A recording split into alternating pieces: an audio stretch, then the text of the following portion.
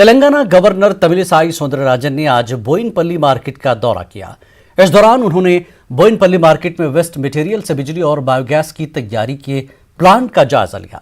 Governor ने plant के कयाम पर खुशी का इजहार करते हुए तेलंगाना हुकूमत की सताइश की। वाज़ेह है कि चंद दिन कबल भी वज़ीर आज़म नरेंद्र मोदी ने मन की बात में कौम से खिताब के दौरान बोयिनपल्ली मार्केट की सताइश की थी। To visit the agriculture market, Bovenpalli agriculture market, and even though they are doing exemplary service, it came to limelight when our Honorable Prime Minister mentioned about this in the Man Ki Baat program. And when he highlighted this, definitely it's a proud moment for Telangana, and the plant is unique of its kind, and it is the largest in the state as well as in the southern states. Altogether only 12 plants are there in the country, and we are very happy that it is installed in this agriculture market, and it is a role model unit because waste is converted into wealth, waste is converted into energy. Once waste is others' resource. Here biogas is produced, electricity is produced, even manure is produced. So it is, the waste is used in three types. And I should congratulate the Secretary to the Government, B.N. Janardhan Reddy Garu IAS, for supporting। Petrol और diesel की कीमतों में इजाफे के खिलाफ आदिलाबाद में Congress party की जानिब से बड़े पैमाने पर एहतजाज किया गया। इस दौरान कांग्रेस लीडरों ने ऑटो को रस्सी से बांधकर बस स्टैंड तेलंगाना तल्ली तक रैली निकाली। कांग्रेस लीडरों ने मरकजी व हुकूमत के खिलाफ नारेबाजी की। कांग्रेस लीडरों ने बताया कि आए दिन पेट्रोल डीजल की कीमतों में इजाफे से अशिया जरूरिया की कीमतों में बेतहाशा इजाफा हो रहा है, जिसकी वजह से आम आदमी पर इजाफी माली बोझ आयद हो रहा है। एहतजाजी कांग्रेस लीडरों ने पेट्रोल डीजल की कीमतों में कमी का मुतालबा मरकज से किया है। इस वक्त जो रेट है वो नहीं डाल सकते और लोगों की हालत ये हो गई। साइकिल और बैल मंडी का ज़माना जो 100 साल पहले का ज़माना था, बीजेपी हुकूमत ऐसा ज़माना ला दी। मैं ये बोलना चाहता हूँ कि कहाँ गए वो बाबा रामदेव साहब। आपने बताया था 2014 से पहले कि अगर आप बीजेपी को वोट देंगे तो आपको 35 रुपये का 40 रुपये के अंदर आपको डीजल रेट मिलेगा, आपको 30-25 रुपये के अंदर पेट्रोल मिलेगा, आपको 350 रुपये का गैस मिलेगा। आज हमारा डीजल का रेट 85 और पेट्रोल का रेट 92 रुपीज़ और हमारा गैस का रेट 750 से 900 रुपये के आसपास हमारा गैस का रेट हो गया। और जितने भी गवर्नमेंट के संस्थाएं हैं, जैसा BSNL है, जैसे कि रेलवे है, जैसे कि LIC है, जैसे कि जो जितने भी गवर्नमेंट की चीज़ें हैं, ये सारी बिक रही है और प्राइवेट हो रही है। क्यों इनको प्राइवेट किया जा रहा है? आपने बताया था कि देश नहीं बिकने दूंगा। और मैं आपको एक बात याद दिलाता चलूं, 2014 से पहले जब UPA गवर्नमेंट थी कांग्रेस की, उस वक्त एक barrel American dollar crude oil का रेट 100 रुपये 95 रुपीज़ था। आज वो घटकर 45 to 50 रुपीज़ हो गया। जब खरीदी आधे में हो गई तो डीजल और पेट्रोल का रेट किस तरीके से बढ़ता और क्यों बढ़ा जा रहा है? मैं हुकूमत से सवाल करना चाहता हूं कि ये रेट कम किया जाए। अगर रेट बढ़ने से लोगों की गिरानी पे, लोगों की तरकारी पे, लोगों के मेडिसिन पे, लोगों के ट्रांसपोर्टेशन पे रेट बढ़ जाता है और इस रेट बढ़ने से आम आदमी के ऊपर भार पड़ता है। लेकिन आने वाले दिनों में आपका एक MP, एक MLA, एक मामूली सरपंच भी नहीं जीतेगा, क्योंकि तुम किसानों को सता रहे, तुम आम युवाओं को सता रहे, तुम बेरोजगारी बढ़ा रहे और नफरत की राजनीति कर रहे। मैं ये बोलते हुए सारे जितने भी लोग हिंदुस्तान के, मैं उन लोगों को बोलना चाहता हूँ कि 2014 से पहले हमारी हालत अच्छी थी या आज अच्छी है, आपको सोचने की जरूरत है। वरंगल में बीजेपी कारकुनों की गिरफ्तारियों के खिलाफ बीजेपी कारकुनों ने एहतजाज, तेलंगाना भर में एहतजाज किया है। बीजेपी कारकुनों ने खम्बम में कलेक्ट्रेट का घेराव करने की कोशिश की। एहतजाजी बीजेपी लीडरों ने पवेलियन ग्राउंड तक कलेक्ट्रेट तक रैली निकाली। ZP चौराहे पर पुलिस ने बीजेपी कारकुनों को रोक लिया। इस दौरान पुलिस और एहतजाजी बीजेपी कारकुनों के दरमियान धक्कमपेल देखी गई। हालात कशीदा सूरत हाल इख्तियार कर जाने पर पुलिस ने कई बीजेपी लीडरों और कारकुनों को हिरासत में लेते हुए करीबी पुलिस स्टेशन मुंतकिल किया। शमशाबाद एयरपोर्ट पर कस्टम ओहदेदारों ने 2 मुसाफिरों के कब्जे से 54 लाख रुपए बैरूनी करेंसी जब्त की। हैदराबाद से ताल्लुक रखने वाले दो मुसाफिर बैरूनी करेंसी लेकर दुबई जा रहे थे। इस दौरान कस्टम ओहदेदारों ने उनके बैग की तलाशी ली। Custom deputy commissioner Shiv Krishna ने बताया कि गैर कानूनी तौर पर बैरूनी करेंसी को ले जाने वाले दोनों मुसाफिरों को हिरासत में लिया गया है। शमशाबाद पुलिस इस सिलसिले में केस दर्ज करते हुए पूछताछ कर रही है। टीआरएस रुकन असेंबली के मकान पर बीजेपी कारकुनों के हमले की रियासती वजीर सत्यवती राठौर ने शदीद मजम्मत की। उन्होंने कहा कि बीजेपी कारकुन राम के नाम पर शैतानी काम कर रहे हैं। टीआरएस पार्टी बीजेपी का मुंह तोड़ जवाब देने की ताकत रखती है। सत्यवती ने कहा कि बीजेपी सस्ती शोहरत हासिल करने की कोशिश कर रही है। उन्होंने कहा कि टीआरएस पार्टी राम मंदिर की तामीर की मुखालिफ नहीं है। बीजेपी कारकुन एक ड्यूटी की तरह कंडवा पहनकर चंदा वसूल कर रहे हैं, जो ठीक नहीं है। ఏదో చిల్లర మల్లర దాడులు చేయడం,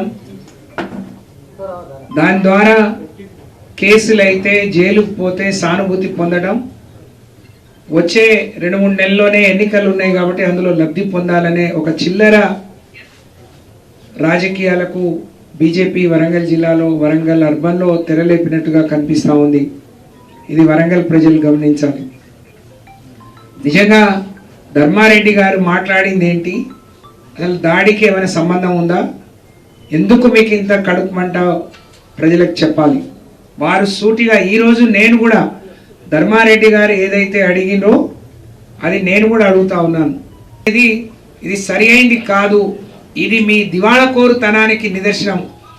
మీరు భక్తి ముసుగులో రాముడి పేరు మీద రాక్షస పనులు చేస్తున్నారు. దీన్ని తీవ్రంగా ఖండిస్తా ఉన్నాం. టిఆర్ఎస్ పార్టీ శ్రేణులు కార్యకర్తలు మాకున్న బలగం ముందు నిజంగా ఇటువంటి దాడులు నిజంగా మేము తలుచుకొని చేస్తే మీ రోడ్డు మీదకి రాలేరు అనే విషయాన్ని నేను మరొకసారి బీజేపీ శ్రేణులకు ऑल इंडिया सूफी उलमा काउंसिल की वफ्द ने दिल्ली में सेंट्रल वक्फ काउंसिल के सेक्रेटरी से मुलाकात की।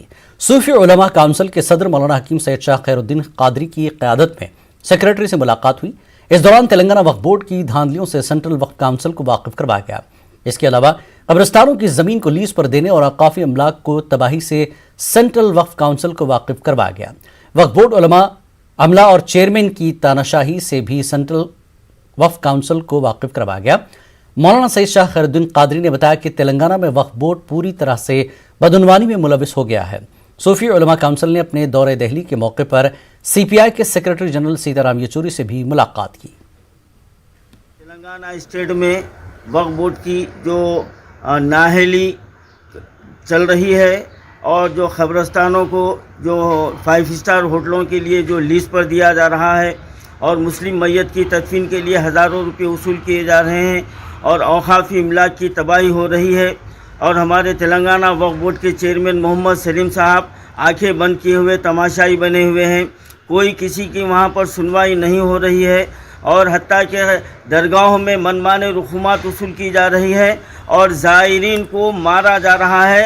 हाल ही में आपने बड़े पहाड़ का वीडियो भी वायरल होते हुए देखा है और ऐसे जो वक्फ बोर्ड के तहत दरगाह हैं जहाँ पर करोड़ों रुपए की आमदनी होती है, लेकिन हमारा रियासती वक्फ बोर्ड वहाँ पर इंतजाम करने में बिल्कुल जो है ना नाअहल जो है ना साबित हुआ है। और हमने 12 चेयरमैन वक्फ बोर्ड जनाब मोहम्मद सलीम साहब से हमने नुमाइंदगी किया और कई बातों पर उनको जो है ना तवज्जो दिलाया और ये भी उनसे कहा कि खबरस्तानों, दरगाहों और मसाजिद के इंतजामात के तहत वक्फ बोर्ड के तहत एक जॉइंट कमेटी बनाया जाए। लेकिन सलीम साहब के कान पर जू नहीं रेंग रही है और वो ऐलानात पर ऐलानात करते जा रहे हैं। और पहाड़ी शरीफ के दामन में 10 एकड़ ज़मीन का जो ऐलान किया गया था, तो ऑल इंडिया सूफी उलमा काउंसिल जब उस खबरस्तान की उस ज़मीन का मुआयना करने के लिए गया तो जो हमारे ताल्लुक़ से जो ना चेयरमैन वक्फ बोर्ड ने एक FIR बालापुर जो ना PS में जो ना हमारे ख़िलाफ़ लिखवा दी गई है। आज 6 महीने हुआ है, 22 जून को उसका ऐलान हुआ और आज फरवरी की 2 तारीख हो गई है, अभी तक वहाँ पर एक गाड़ी नहीं हिली। और जब हम ये सवाल करते हैं तो हमारे ख़िलाफ़ केस बुक किया जाता है और हमारे ख़िलाफ़ जो है ना एक्शन लिया जाता है। तो आज हम मजबूरन सेंट्रल वक्फ काउंसिल के दफ्तर में आए हैं और यहाँ पर सेक्रेटरी सेंट्रल वक्फ काउंसिल से हमने तफसीली नुमाइंदगी की, बातचीत की और उनके सामने हम ये FIR जितने भी हम वक्फ बोर्ड को जो ना एप्लीकेशन दिए हैं उसके हम जो ना कापी यहाँ के सेंट्रल वक्फ काउंसिल के हवाले किए हैं और हमको सेक्रेटरी साहब ने हमको ये यकीन दिलाया कि हम ज़रूर जो है ना इसके ताल्लुक से एक्शन लेंगे। स्टाइफंड देने का मुतालबा करते हुए निजामाबाद सरकारी दवाखाने के रूबरू हाउस सर्जन ने बड़े पैमाने पर एहतजाज किया। इस एहतजाज में 100 से ज्यादा हाउस सर्जन ने हिस्सा लिया। एहतजाजी हाउस सर्जन का कहना है कि गुज़श्ता 6 माह से उन्हें स्टाइफंड नहीं दिया जा रहा है। एहतजाजी हाउस सर्जन ने बताया कि उन्हें माहाना 19,580 रुपये स्टाइफंड दिया जाता है, मगर गुज़श्ता 6 माह से उन्हें स्टाइफंड नहीं दिया गया है। एहतजाजी हाउस सर्जन ने बताया कि वो कोरोना की वबा के दौरान भी पाबंदी से ड्यूटी अंजाम देते रहे, इसके बावजूद हुकूमत उनके साथ सौतेला सलूक कर रही है। तेलंगाना में कोरोना वायरस के 152 नए मामले सामने आए हैं। पिछले 24 घंटों के दौरान रियासत भर में कोरोना से सिर्फ एक मरीज की मौत हो चुकी है। वहीं 221 मरीज सेहतयाबी के बाद अस्पताल से डिस्चार्ज हुए हैं। रियासत में कोरोना से मुतासरा मरीजों की कुल तादाद 2,94,739 हो गई है। रियासत में कोरोना के 2022 एक्टिव केसेस हैं, जिनमें 659 अफराद होम क्वारंटीन में हैं। ग्रेटर हैदराबाद के हुदूद में 29 नए मामले दर्ज हुए हैं।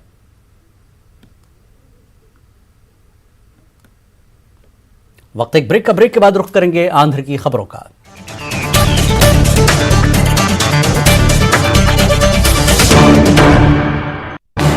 इस न्यूज हेडलाइंस के प्रायोजक पेट सफा